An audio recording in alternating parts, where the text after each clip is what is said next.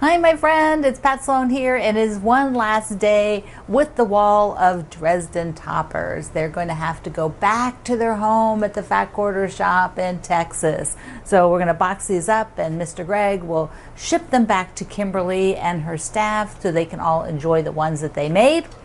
And then I will have to get to making my own. I think I need a Christmas one. Definitely need a Christmas one. Okay, on our calendar today, we have T-shirt quilts and World Chocolate Day. Okay, so first, T-shirt quilts.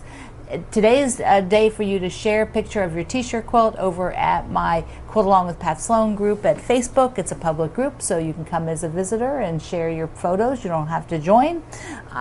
But I would love to see T-shirt quilts, all kinds of T-shirt quilts. I have not done one, so I can't show you one. That's like on my list of someday. I have some family members with some great T-shirts, so I'm going to have to do one for them someday.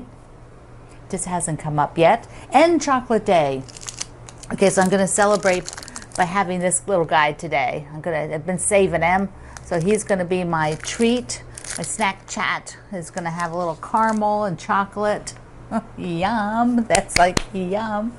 Okay, today we're going to just take a tour through a bunch of different random things that kind of all landed here today.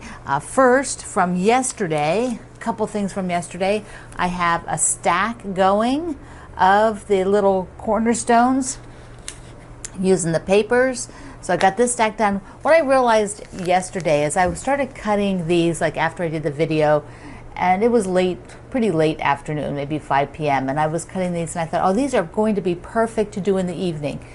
Sew them, to pull the paper off. They're the perfect things to do like late in the evening because I don't have to really read anything or think too much about it.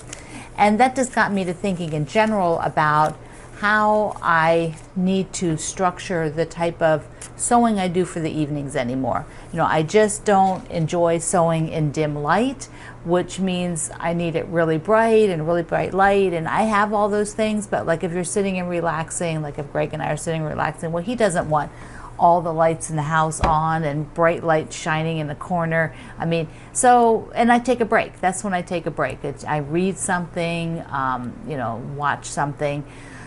So that means later then, I'm back in my space and I will sew something, but I need to be organizing and keeping things that are conducive for that, rather than something more complicated where I have to maybe read somebody's directions, you know, or make some sort of big decision on color.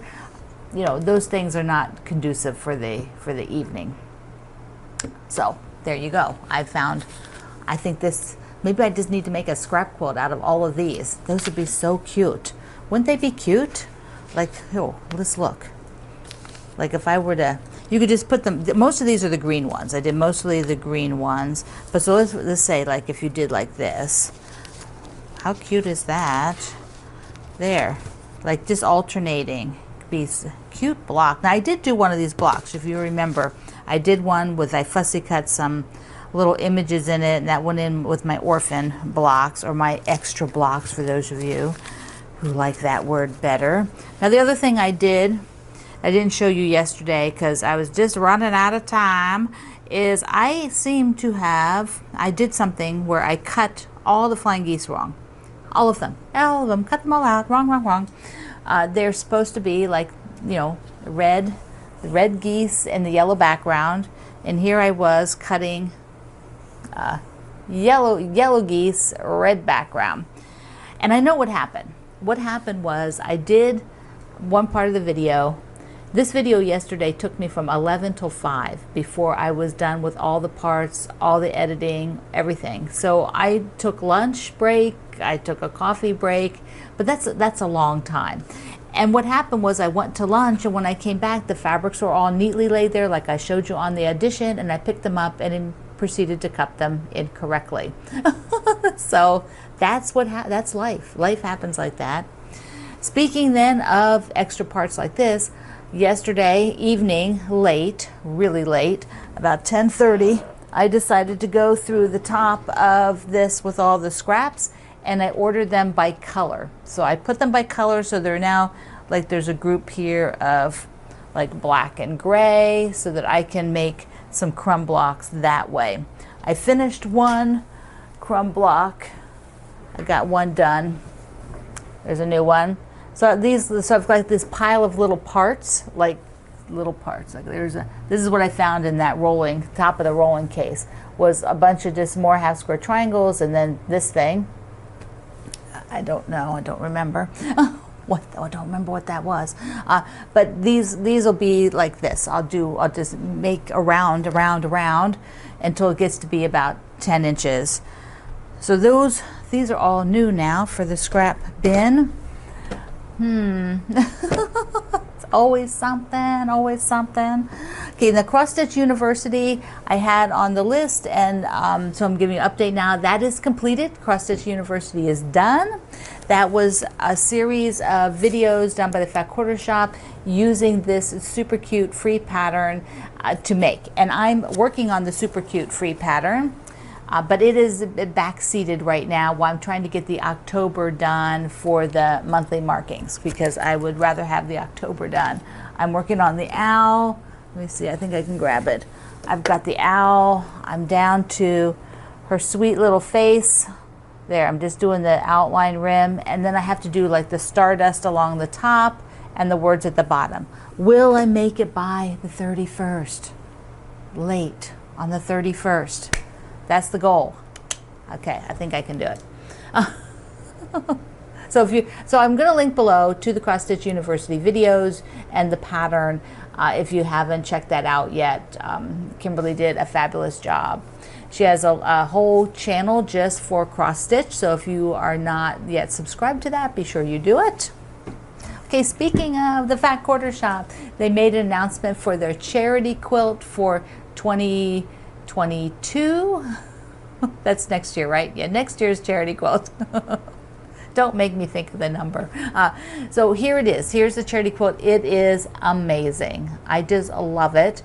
And I am not using the same fabric as them. Like every year, I always use different fabric, and then my quilt is auctioned and their quilt is auctioned. It's all for Make-A-Wish, the chapter that's located near the Fat Quarter Shop, so that Kevin and Kimberly Jolly can participate in giving the wishes and meeting some of the recipients. So here is a digital image of what mine will look like, and in the coming days I'm going to get the fabric out. I've got the fabric. It's a new line, so I got it in advance. It's one of the Benertex lines, so I will show you the fabric, but here I just show you the mock-up. So you can pre-order, or however it is, for the kit done like the Fat Quarter Shop. You can order just fabric, the same fabric I'm using. It's on, you can pre-order that. But I love it. I think the quilt is going to be so fun to do. I love all of the different hearts, because you know me, the hearts are my thing. I just love hearts. What else is going on? Okay, I have unearthed a package that I didn't open and put into my fabrics yet. How does that happen? How does that happen? This is what I want to know. Come and go, and I don't even, you know. So this was the one of the clubs that you can get, you know, the Fat Quarter Club of different colors. It's so colorful is what it's called. But I got the gray because, you know, yellow and gray, I need to get this into the gray bin so that I can actually use, so I will just get you a little bit closer here. Gray is one of those colors. I don't know if you are a person that goes out and like, oh my gosh, I got to go buy gray fabric. I'm so excited about that. Gray is kind of like, gray is something that I get with other things, or like, it's just, I don't really go and get gray by itself. So this was really nice to have this bundle. It's a lot of, I love the text print on that one. Then here has a really nice little floral, dots, the small print. This looks like lace. And there's sort of like a little bit of a brown gray, a couple of them. Here's more text, that's cool. A splatterware, gingham, you can't go wrong with that in gingham. You should have gingham in every color. Some stars, those are great. Another little small print. This is like, looks like fields of grain or something with the wind blowing. Stripes, another thing. You need all kinds of ginghams and stripes and dots. And bunnies. Bunnies, bunnies. So these grays are really nice. I love them, and I'm so happy to have them. That way I can add them to my gray and yellow quilt, because I'm sure those bunnies will have to get in there somewhere. Those are some really good colors for that. All right. Now, I also had an email, a couple of you emailed, but Nancy was the first one who emailed me. When I showed you that edge that was from 1953 of the fabric edge, it was from Laura Jean Allen. And that artist, she was quite a prolific artist. She did a lot of work in print, like, you know, paper. She had magazine covers where she was an illustrator. She did covers for the New Yorker, the magazine The New Yorker. She was the cover artist for 16, I'm reading my notes, 16 of those.